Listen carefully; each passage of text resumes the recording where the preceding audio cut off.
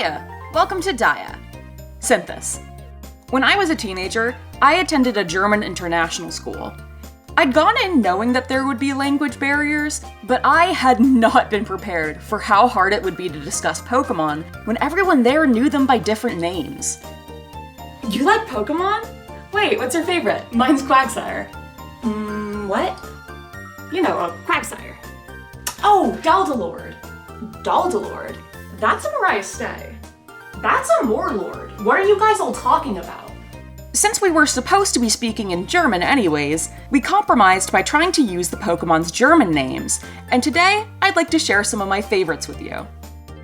Let me ease you into things with names that work in both German and English, such as Somnivora for Musharna, Cleoparda for Liepard, Mosquito for Buzzswole, and Fatality for Sinistea. My absolute favorite of these is Gorgeists, which in German becomes Pumpkin. Rookedy's name, Micro, works in English too, combining the words micro and crow, but gaining an additional layer in German as the my part of its name is spelled the way it is in Meise, the German word for chickadee. As for another bird, I'm not a big fan of Aromatis's anything, but especially not its English name. Apparently, the tis part of its name is supposed to evoke the word finesse, but all it makes me think of is tissues. Its German name, Parfinesse, does a much better job at communicating what was intended.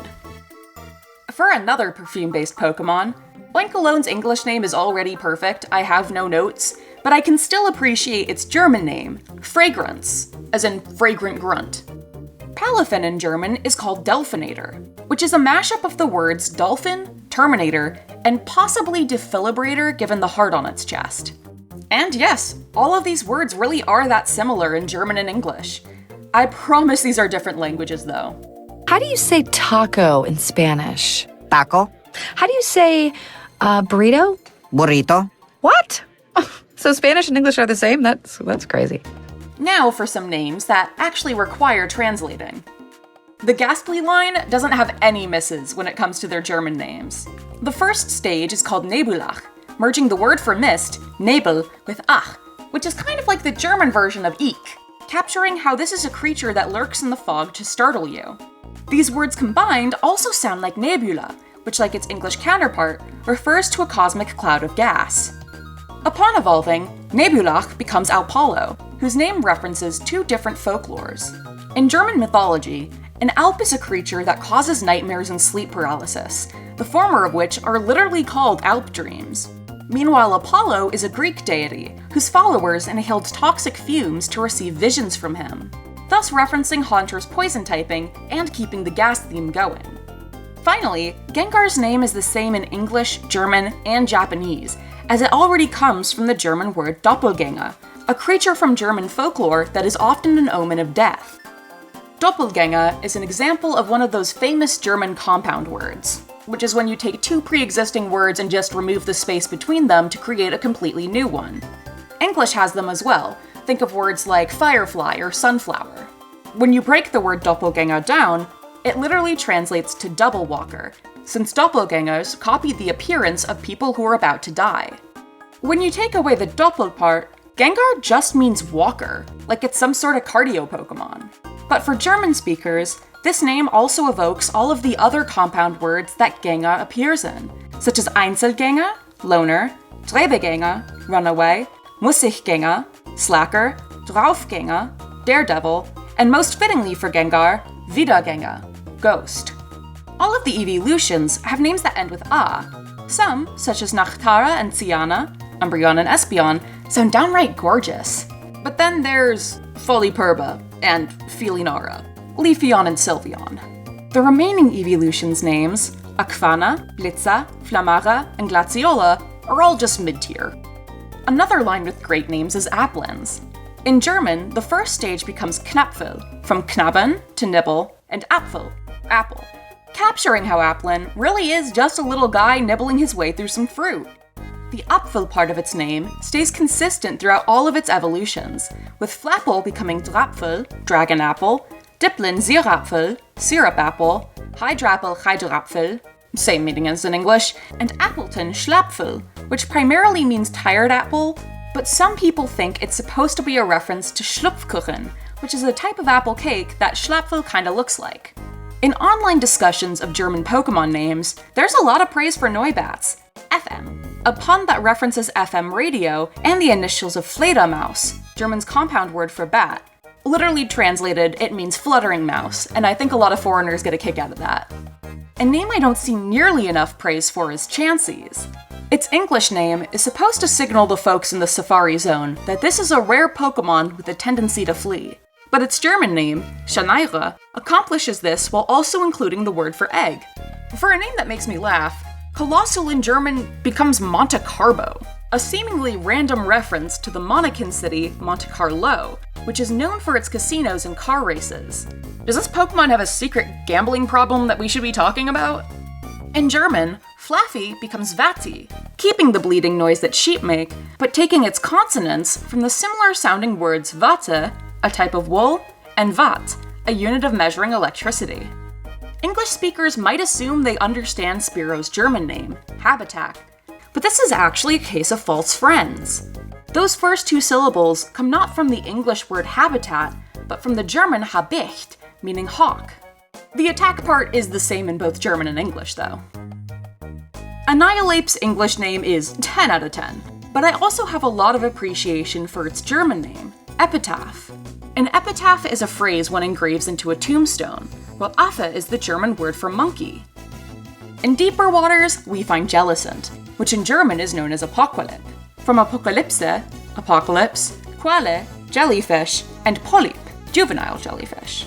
Apocalypse does a much better job than Jellicent at communicating just how many deaths this Pokémon causes. Another dark name is Venonats, which becomes Blutsuk, meaning bloodsucker. And the word for suck that it's using, Zützeln, specifically refers to the practice of sucking meat out of sausages and leaving behind an empty case, implying that Venonat does the same thing to its victims. Ugh. Slowpoke's English name is one of those cases where the translators just named it a pre-existing word, although I'll give it points for being a compound word. Its German name, Phlegmon, contains a lot more layers, combining the German words for phlegm and monster. Most people only think of phlegm as that stuff that drips out of your nose when you're sick. But until a couple centuries ago, many Europeans believed in the concept of humorism, in which phlegm symbolized water, patience, and contentment, all pretty fitting for Slowpoke. The reference to this out-of-date science also hints that Slowpoke is behind on the times, much like how it used to be portrayed in 4chan memes. Oricorio's English name is fine, but the German word for bird, Vögel, blends better with the choreography aspect, giving us Choreogel. Croagunk's German name, Blibunkel, contains so many layers of meaning within the Unke part alone, as Unke can mean toad, pessimist, or basilisk, all of which apply to Croagunk in some way.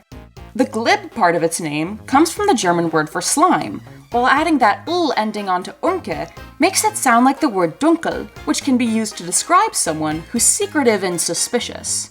In English, Gulpin's name focuses on its capacity to consume, but its German name, Schlappuck, also captures its less savory regurgitation gimmick by combining the words for swallow, schluck, and spit, spuck.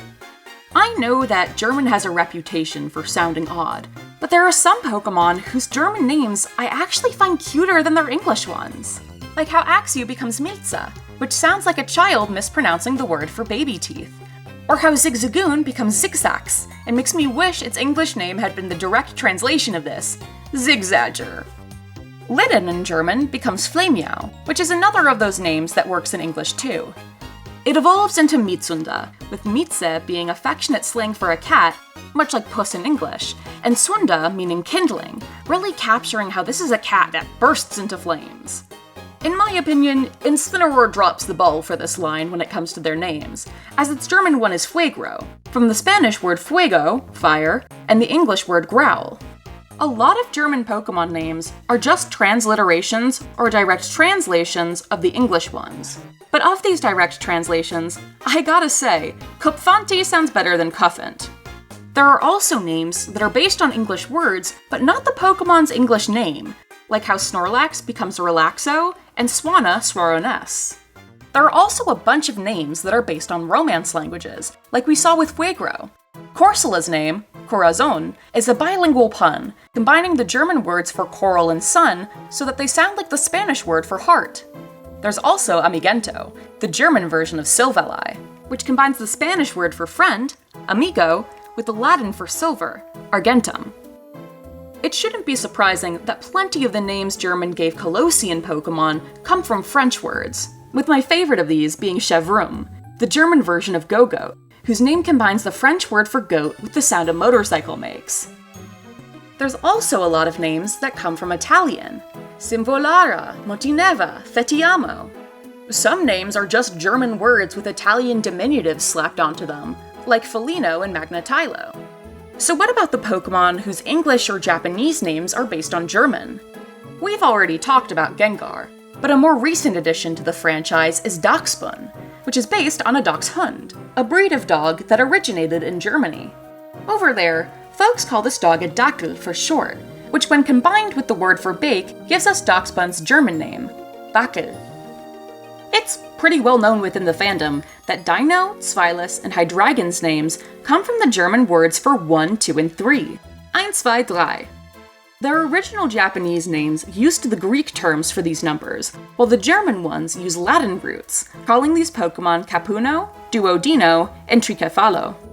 In English, the legendary birds have a similar gimmick, including the Spanish words for the first 3 numbers at the end of their names, but in German, they all just end with dos.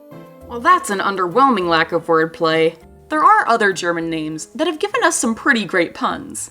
Execute becomes Ovai, a phrase that's similar to oh no.